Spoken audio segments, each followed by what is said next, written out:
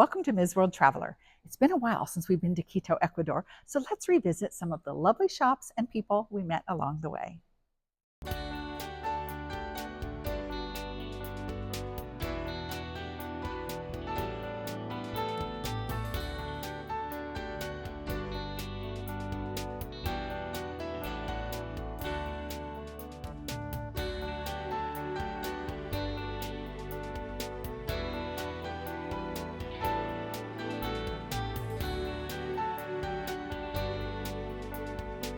Hi friends, I'm Ms. World Traveler Kerry Damiano, inviting you on an adventure to discover style, design, fashion, art, and antiques in great shopping destinations across the country and around the world.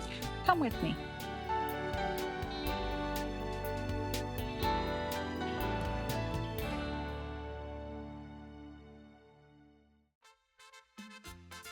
Declared a UNESCO World Heritage Site in 1978 because of its unaltered, entirely original historic center, Quito, Ecuador was founded when it was conquered by the Spanish in 1534, making it the oldest capital in South America. And as the highest altitude constitutional capital and the only capital that sits on both sides of the equator, it enjoys both a consistent cool climate and 12 hours of sunlight every day, regardless of the time of year.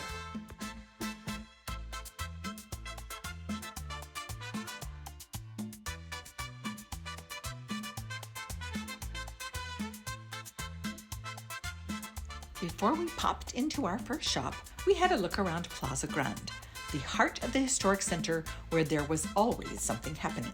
Demonstrations, musical performances, group tours, and lots of families out enjoying the mild weather. I wasn't worried for my safety because there was a significant police presence and even a special force called the Tourism Police, who checked in with me and handed me a travel map.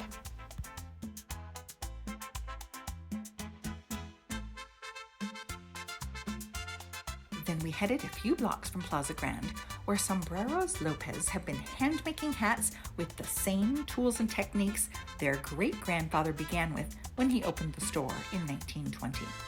Sisters Andrea and Christina welcomed us and explained about the wall of hats behind the work table, encompassing virtually every style imaginable throughout the decades. They are a visual history of the hats of Ecuador and include the Panama hat, which actually originated in Ecuador. From beginning to end, the hats have been lovingly crafted by 4 generations of the Lopez family.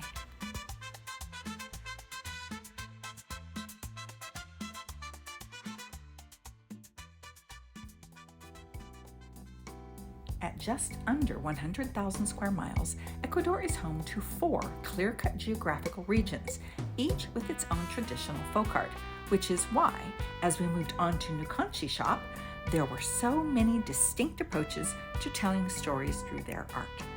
Sandra Calupina took us on a tour of the gallery and explained some of the artistic processes, including my favorite, where women use their hair as paintbrushes to make intricate designs on pottery.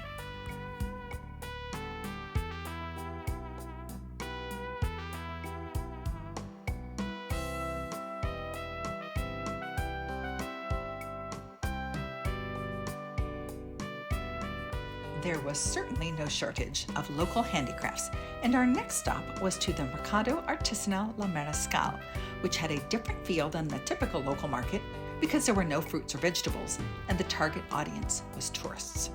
Most of the items in the market are made in remote regions of Ecuador and brought here to sell, which is why we saw a number of vendors carrying the same products. They hawk their wares in a friendly, non-aggressive way, and very few spoke English beyond the sales pitch, so we made ourselves understood with lots of hand gestures.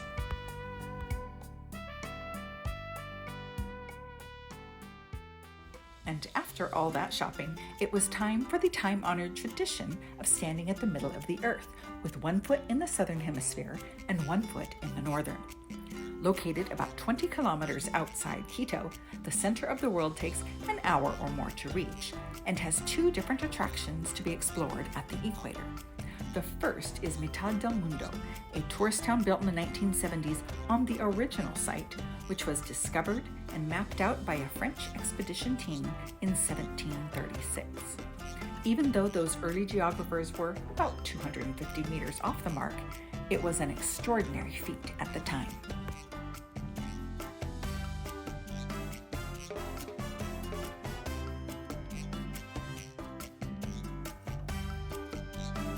The second attraction is the actual center of the world, 0 degrees longitude, 0 degrees latitude, calculated in 1932 utilizing GPS technology, and can be visited with a guided tour which describes the location, the ancient local civilizations, and the scientific effects of the gravitational pull that occurs only on this particular spot in the world. While the demonstrations were admittedly not real science experiments, they did a good job of explaining the concepts and conveying how ancient civilizations had always understood and taken advantage of its unique properties. It was informative and fun, and an incredible way to end our time in Ecuador. Did you fall in love with Quito all over again? Aside from the beautiful architecture and the amazing local art, it's super cheap to eat there. How many more reasons do you need to plan your own trip? I'm Ms. World Traveler Kerry Damiano, encouraging you to travel safe, shop smart, dress well, and be grateful for every day.